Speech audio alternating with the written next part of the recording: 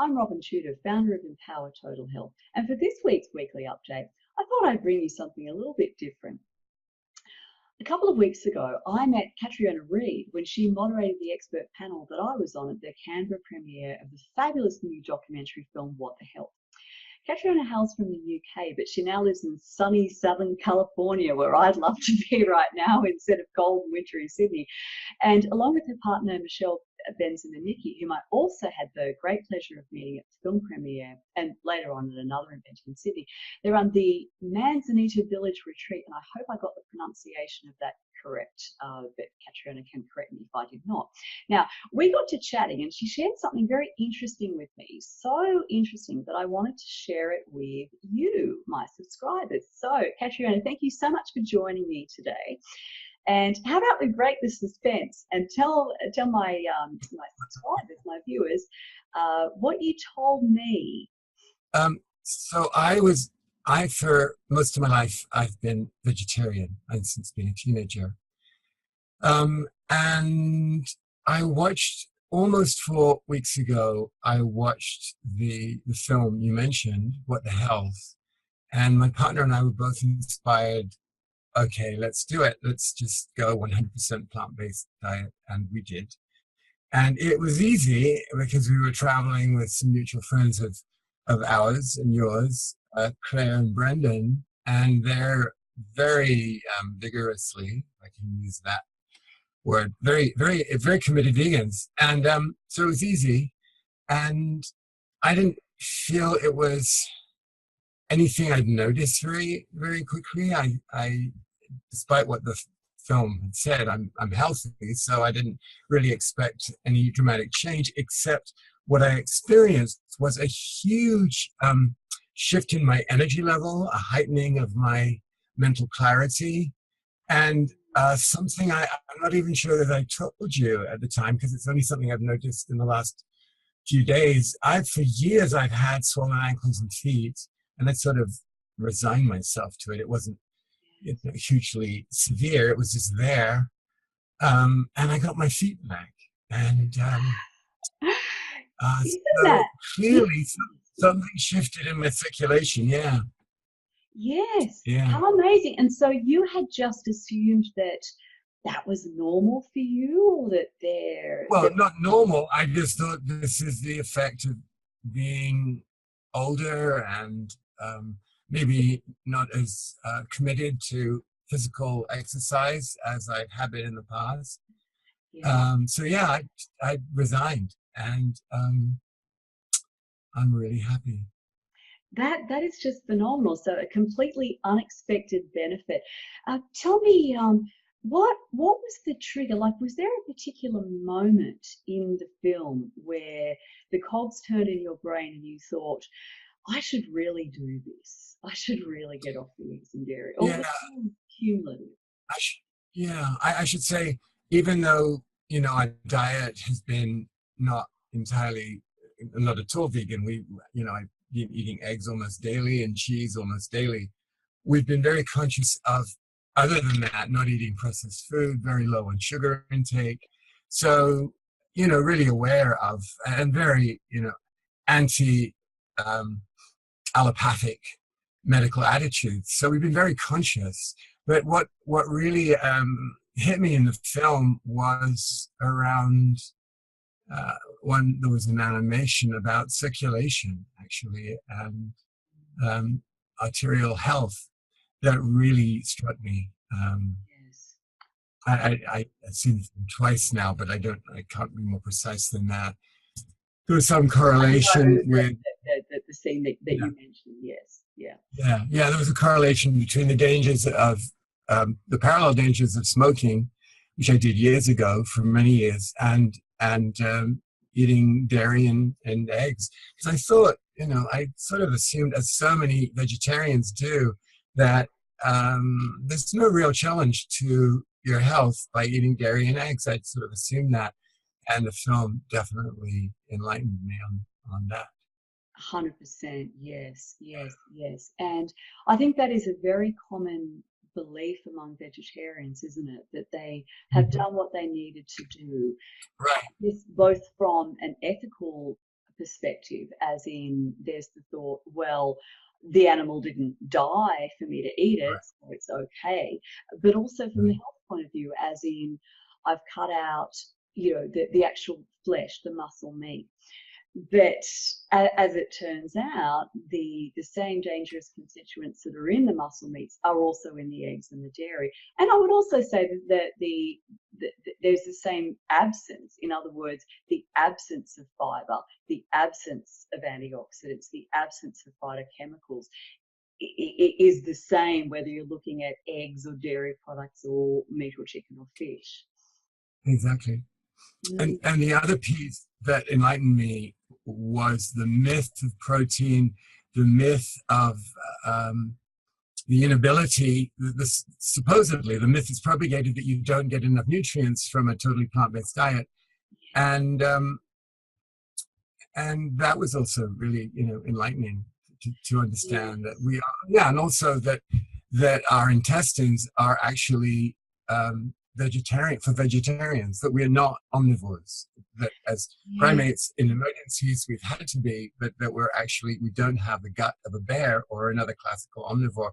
That was also really enlightening in the film. It was, wasn't it? And there's a great little animation there, you know, showing the Yeah, difference between the yeah, human digestive yeah. tract and that of a true omnivore. It's so interesting that you raised that point because I think those are, again, prevalent ideas among vegetarians. They can, and this reminds me of when I went vegetarian. I was 15, and this was in the mid 1980s, and I had concerns, as did my parents, about getting enough protein.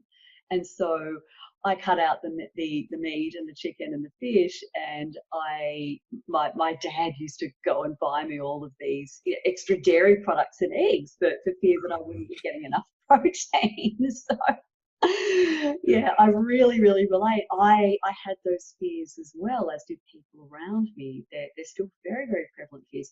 In fact, I still meet vegans who are a bit worried about whether they're getting enough protein. So Right, right, it's virtually impossible not to get enough protein as long as you're getting enough calories and you eat a right. reasonably diverse diet. Yeah, so interesting. And yes, the what you said before about humans eating animals for survival. Yeah, that's true. Humans are very highly adaptable, and we can eat Good. animal products and we can live on them. But the question is whether we really thrive on Yeah, having animal products in our diet. right. Yeah. So I'll just add that. So now our retreat center, Manzanita Village, is totally 100% plant-based diet for retreats and so forth. And that kind of feels nice to take that stand. I was going to ask you if this change had affected your work in any way. So that's great. Thanks for mentioning that. So were you was the menu previously vegetarian?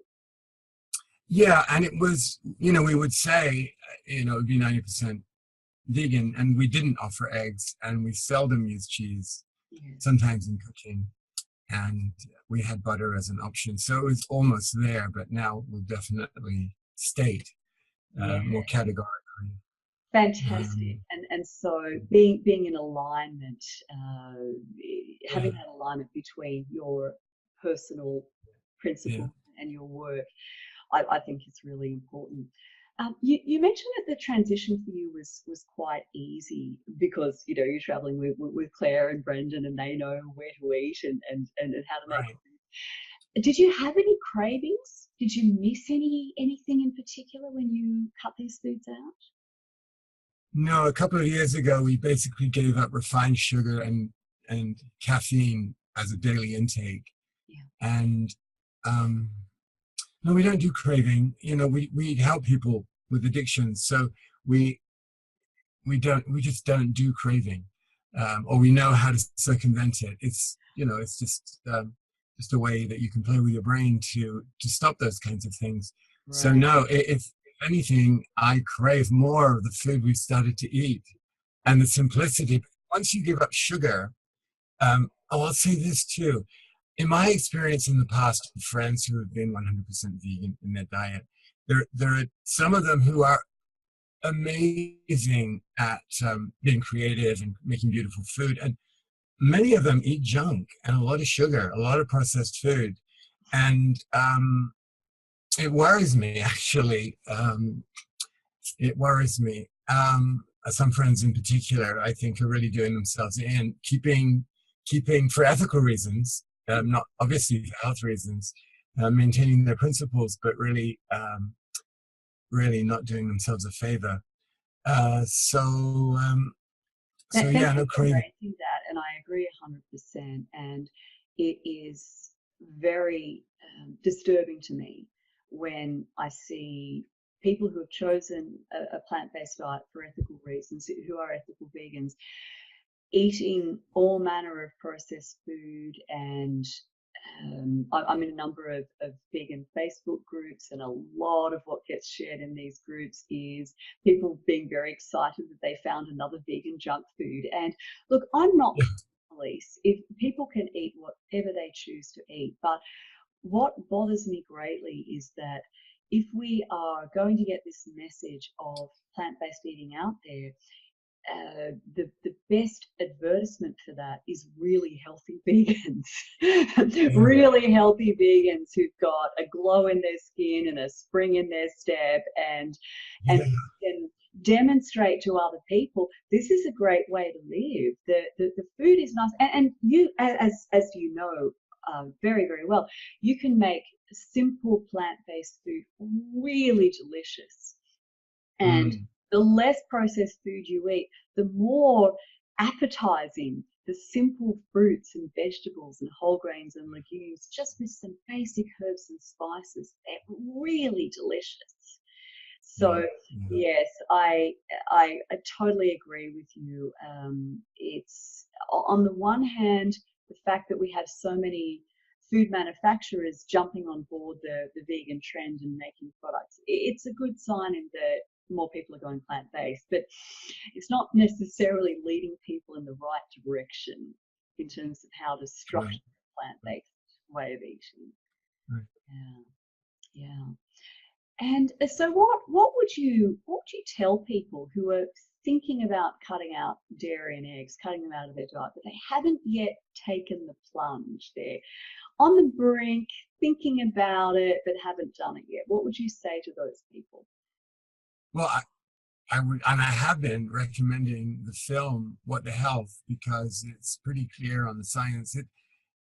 I would say it would be nice to have dissenting voices and some contestation and some, some argument in there because it's very one-sided. Um,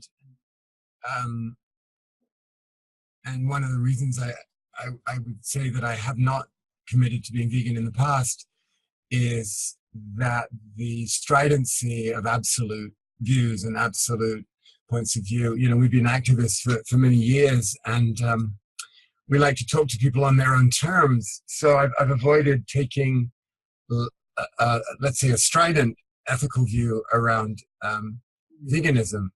Not that I'm unaware, but we spread our attention over many issues and many human rights issues. So I want to hold back from a tendency I have to be absolutist. However, I would say just from a health point of view, people who are thinking, as you say, who are thinking about removing dairy and eggs from their diet need only to dig into some of the medicine, the biology, the simple facts as they're outlined in that film, and also to look at the dissenting voices. I've been doing some research online, and it's so interesting to see how much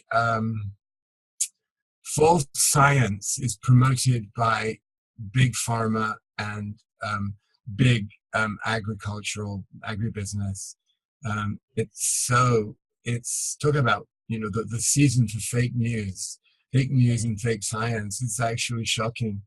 And this And the is film covers ramping that up. too. Yeah. This has Yeah, been ramping up significantly with the animal product industries over the last couple of years, and so much of the research that purports to exonerate animal fat and cholesterol from disease is industry sponsored, which of course is right, clear in the film as well. right, right, And that unfortunately gets published, gets picked up by the media, and then people see the cover of Time magazine, butter is back, and they read that cholesterol has nothing to do with heart disease, and they're very happy to hear those messages. But as right, you say, just a little bit of digging, and even just reading the disclosures at the bottom of the study, who funded this study, that exactly. Yeah, can be very illuminating. yeah, yeah, Yeah. yeah, yeah. And I like the film really starts with that. Who sponsors what? Yeah. Who sponsors whom? It really begins from that point of view and then goes into the direct health benefits. So it's well made from that point of view. Yes. Yeah. It really takes the viewer on a journey. Yes. Great. And so do you think there are, you've mentioned the health benefits, do you think that there are broader implications of cutting dairy products and eggs out of the diet? Either broader from a spiritual point of view, from Oh, a absolutely. point of view? Yeah. Well, from a just a personal and social responsibility point of view, the perspective of the misuse of global resources. I mean, it's well known that um, deforestation has been one of the significant causes for deforestation over the last half century has been the the huge appetite we have in Western societies for red meat, um, and it just goes on from there. So just for sustainability, there's already more food on the planet with our present diet to feed everybody. So imagine imagine how it would be. Maybe we could even distribute it if we all shifted away, especially from red meat. But it's all part of a single system. So there are huge ethical responsibilities. Yeah. Yes. And I guess for me, I can say what I've learned is the importance of not sneaking in. Okay, this is fine, and I'll set my boundary. You have to be fluid with where you set your boundary. And I can't imagine any reason why I would ever move away from a plant-based diet. And in the past, if I went to a friend's house and they were serving chicken, I would eat it because I would respect my friend. And I can't imagine myself making that kind of compromise anymore. Not out of disrespect for the friend, but I'd warn them ahead of time. And I Yes. like that. Yes, that's a very good point. We can still be respectful of others and not force our choices upon them, but actually stay true to ourselves, stay in integrity with ourselves. Yes. Yeah, You raise an important point, which is that for many people, navigating those social situations yeah, can hold them back from making the commitment. And I've I've had people say this to me that they would go plant-based, but they've got a wedding in 3 weeks, and then they're going on a camping trip with their friends from high school, and so they've got all of these reasons why they can't do it now. They've got to put it. I think once you decide this is the way I am, this is the way I live, you then figure out how to solve all of those conundrums right. because they are all solvable. Mm. It's a huge opportunity to be generous. We're going to 3 parties over the next 3 days because it's the July 4th holiday here. And what are we doing? We're bringing food to share, and maybe people will get a taste of some nice vegan food. It's easy. Wonderful, wonderful. That's Yeah, right. It's and showing them that this food is delicious, and you feel good eating it, and then you feel good afterward. Whereas a lot of the things that people are right. eating don't make them feel great afterwards. Exactly. A couple of Actually, sentences. that's so true. Yeah, that's so Mhm. true. I noticed that, we usually, our eating habit is to have, in the summer, we have a large-ish meal around mid-morning, it's sort of breakfast, lunch. And typically it would be eggs. We'd use eggs, protein, and it would be debilitating. It would knock me out. I'd want a siesta and I wouldn't be able to take one. And now the alternatives, say a tofu scramble or whatever it is, does not feel that depleting. Like all your energy has to go to your stomach to deal with it. Um, so yeah, that's a good point too. It does make you feel good before That's very and true. after. Those animal Yeah, products. Interestingly, this is something that many people have said to me, that initially when they cut out animal products, they miss the very full feeling that you get. They don't find that they feel as they might feel. It's hard to distinguish. They say that they know they've had enough to eat, but they don't feel really full on plant-based food. And then interestingly, within a couple of weeks, they're in love with that sensation. They don't miss yeah, the full feeling, because the full feeling is associated with that dulling of the senses and that sleepiness and that. right, Whereas the plant food, you're satisfied at the end of the meal without being full, and then your brain still works afterward. Which is right, exactly. I find that I have 2 meals a day, mm, and I don't have any food cravings. I don't want a snack ever. I just it's enough, and we're eating less than we used to eat. yeah, Oh, and that's I very probably lost important. 15 pounds in the I'm last sorry, say that 4 weeks. again for me. I probably lost 15 pounds in the last 4 weeks, partly 15 because pounds. So sort of for my craving. Australian viewers, that's getting on for I'm six and sorry, a half there's kilos. 7 or 8 kilos. Yeah, Yes. yeah. Tremendous. Well done. That's great. And is there Okay. anything else that you would like to add? Anything that we haven't covered so far about your experience with this change in your diet? Well, um, this only formed as you were asking the question. I think it's really important to live our values unashamedly, unapologetically, undefendedly, and whatever they might be, because so much of the habits that we're forced to adopt in the kind of society that we live in now requires great compromise, and we live as robots. I've been dealing with the healthcare system over the last few days because my demented mother needs a new house calling physician, and I'm really talking to robots. I literally people who have lost the enlivenment of their lives because they're living with compromise in their job, in the implications of a job in the medical system. And so I guess becoming committed to this plant-based diet has catalyzed with your question that thought, yeah, to trust your own values, because what else do you have in the end? Yeah.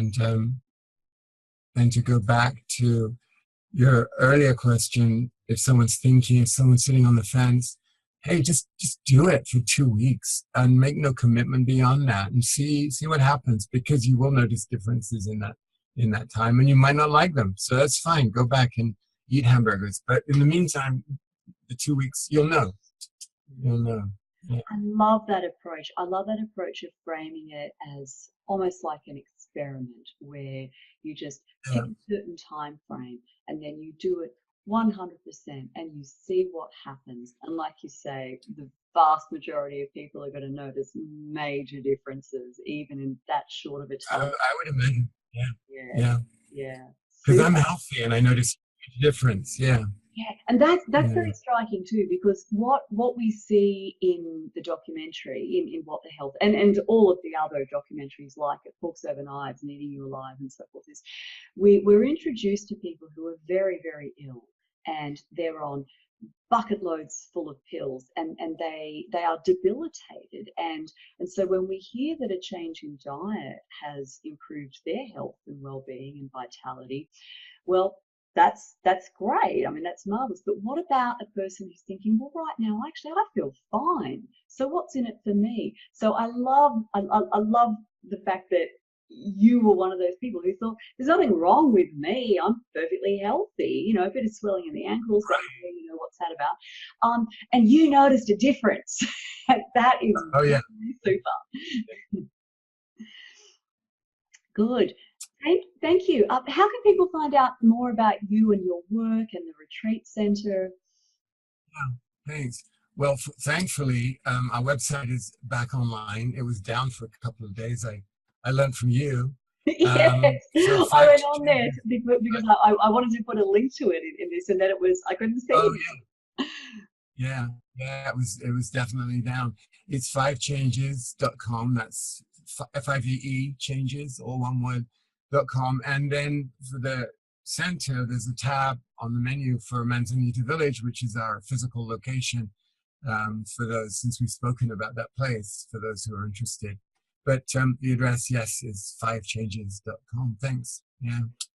Terrific. And just briefly, what just describe the work that you do with people. Well, we speak of ourselves as brain wizards, and what we really do is um, personal responsibility, if you like, with the work that people do. So we help people come into the power of their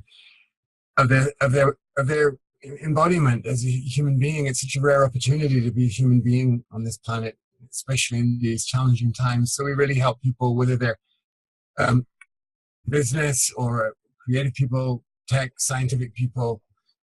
People are already accomplishing something in the world. We help them really harness their creative, intellectual, emotional power and step into the fullness of who they really are. So we use a lot of tools drawn from our own background as Zen and Buddhist meditation teachers, and we use a lot of stuff drawn from our own background as clinical hypnotherapists, as neurolinguistics trainers, as um, psycho magicians. We call it psycho magic sometimes.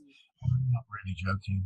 So yeah, I love that yeah, term, and I'm just going to briefly mention the exercise that we did oh when I yeah, was your, shall we say, your test subject in the event in Sydney, and uh, so I won't go into the details of it, but suffice it to say that was a very eye-opening experience for me. So I wholeheartedly recommend anyone who's intrigued by your work, go to Five Changes and check it out. And I'm hoping to go to your beautiful retreat center when I'm in California in September. So yeah, fingers crossed yeah, for that one.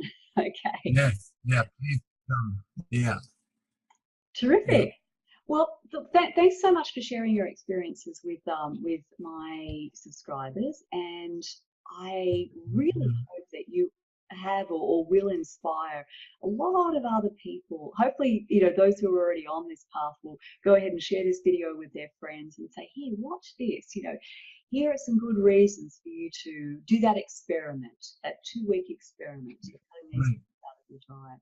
So thanks once again for your time, and I really do hope I'll be seeing you soon. Yeah, yeah, yeah. I'm hoping so too. Thanks so much, Robin. It's been such a pleasure and honor doing this video with you. So good. Terrific. Thank you.